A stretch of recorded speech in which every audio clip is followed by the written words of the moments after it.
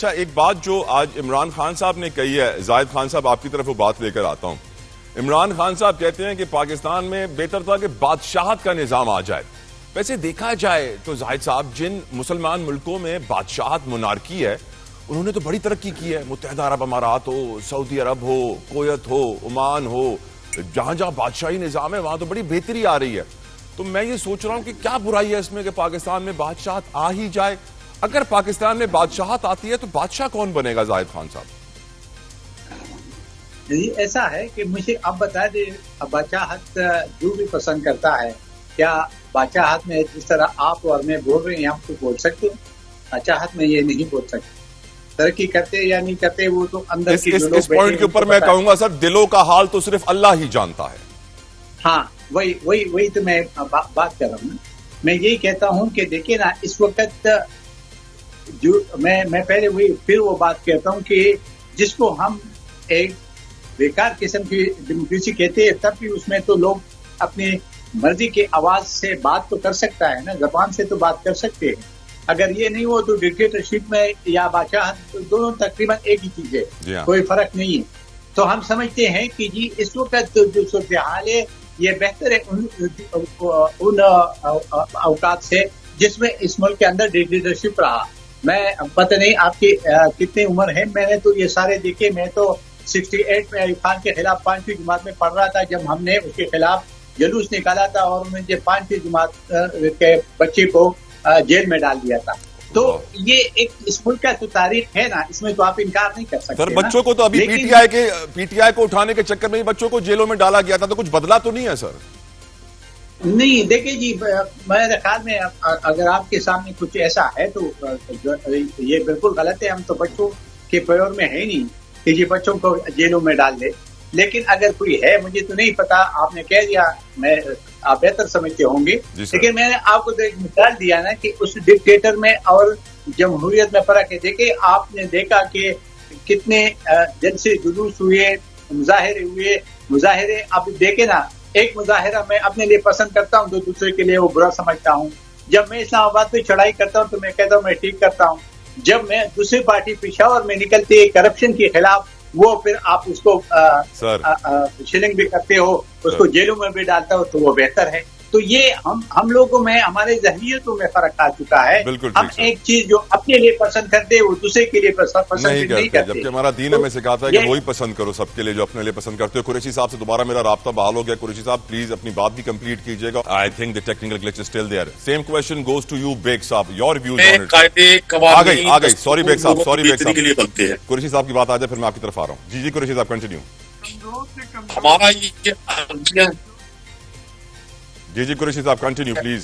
ہمارے لیے لمحہ فکریہ ہے کہ ایک ایسی سرکار کو جو آج پاکستان میں ان کو لوگوں سے منوانے کے لیے پورے آئین کا حلیہ بگاڑ دیا گیا. آئی ایم سوری قریشی صاحب، آپ کا انٹرنیٹ بگڑ گیا ہے فی الحال. تو میں یہی سوال اب بیگ صاحب کی طرف لے جاتا ہوں. بیگ صاحب، بادشاہت مونارکی دنیا میں کامیاب بھی ہے. مونارکی کو اتنا برا ہمیں نہیں سمجھنا چاہیے جتنا ہم اس وقت سمجھ رہے ہیں. آپ کا ویو اس کے اوپر بیگ صاحب؟ میں آپ سے بہت ریسپیکٹ کے ساتھ ڈس ایگری کروں گا. میرے نزدیک کمزور سے کمزور جمہوریت جو ہے وہ بادشاہت سے بہتر ہے. اور اس کی وجہ یہ ہے کہ بادشاہت میں ایک شخص کا آرڈر چلتا ہے، ایک شخص کا نظام چلتا ہے اور وہ کالے سفید کا مالک ہوتا ہے. چاہے اس میں انسانی حقوق آتے ہوں تو اس کے لیے کوئی اہمیت نہیں ہے، اور مورل ویلیوز اور کسی بھی چیز کو جو اس کو اچھا لگے گا وہ فیصلہ کرے گا. لیکن جمہوریت میں آئین ہوتا ہے، آئین آپ کو ایک دستور دیتا ہے، آئین ایک طریقہ کار دیتا ہے جس کے تحت آپ نے اس ملک کو لے کے چلنا ہے. اور دنیا کے مہذب ملکوں میں جہاں نہ مونارکی تھی، جہاں بادشاہت تھی، بہت ساری جگہوں پہ وہ ختم ہو کے جمہوریت آ گئی ہے. اگر پوری جمہوریت نہیں آئی ہے تو سیمی ڈیموکریٹک نظام آ گیا ہے اور لوگ اب اسی کی طرف جا رہے ہیں. تو خدا رہا آپ دوبارہ میں قومی اسمبلی کا رکن ہوں، پارلیمنٹ کا حصہ ہوں.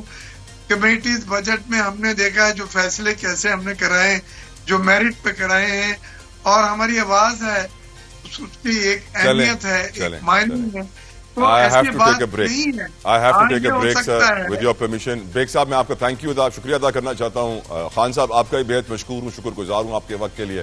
قریشی صاحب آئی ایم سوری، آپ کے ستارے پی ٹی آئی کی طرح گردش میں ہیں، آپ کا کمزور رہتا ہے، اس کی وجہ سے آپ کی گفتگو ہم تک اسی طرح نہیں پہنچ. زندگی کے 45 سال صحافت کو دینے کے بعد آج ناصر بیگ چغتائی صاحب صحافت میں کچھ زیادہ ایکٹیو نظر نہیں آتے ہیں.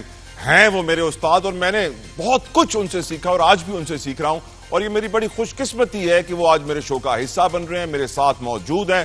ناصر بیگ چغتائی AKA NBC. السلام علیکم، بہت شکریہ سر آپ کے وقت کے لیے، جزاک اللہ خیر. It's honour to have you on the show. بہت شکریہ. چغتائی صاحب پہلا سوال آپ سے سیاست پہ. چغتائی صاحب سیاسی ماحول بہت لوگ کہتے ہیں کہ جتنی محنت موجودہ حکومت نے عمران خان اور پی ٹی آئی کے پیک اپ میں کی ہے، اگر پاکستان کے قرضے نپٹانے میں کی ہوتی تو شاید ہم قرضوں سے نجات پا چکے ہوتے. عمران خان کہتے ہیں کہ آج جمہوریت سے بہتر ہے، اس 26ویں آئینی ترمیم اور عدالتوں سے بہتر ہے ملک میں بادشاہت ہوتی.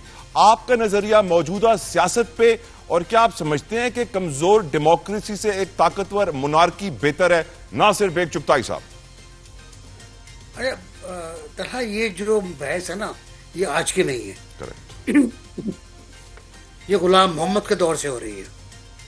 جب غلام محمد نے پہلی اسمبلی توڑی اور چیف جسٹس نے ان کا ساتھ دیا آئین توڑنے میں، اسمبلی توڑنے میں، تو یہ فلسفہ تھا. اور اگر میں یہ کہوں کہ یہی فلسفہ ملک کو کھا گیا، برباد کر گیا. پہلی اسمبلی توڑنا، پہلے پرائم منسٹر خواجہ نظام الدین کو برطرف کرنا، پہلے اسپیکر مولوی تمیز الدین خان کو گھر بھیجنا. تاریخ پڑھ لیتا ہوں میں کبھی کبھی تو اندازہ ہوتا ہے کتنا بڑا جرم تھا وہ.